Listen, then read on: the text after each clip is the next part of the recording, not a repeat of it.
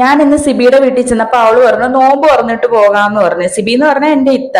പിന്നെ ഞാൻ അവിടെ മാറി നിന്ന് അവളെ ചെറുതായിട്ടൊക്കെ ഹെൽപ്പ് ചെയ്ത്.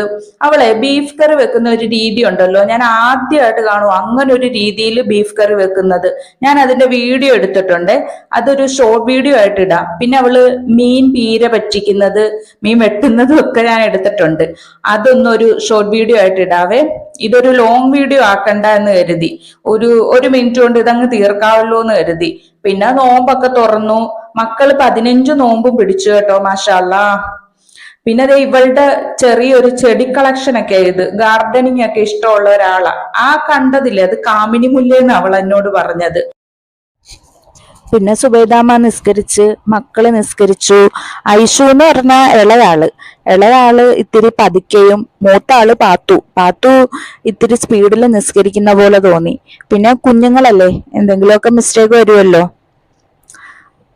നിസ്കാരമൊക്കെ കഴിഞ്ഞ് വന്ന് രണ്ടാളും ഫുഡ് കഴിച്ചു.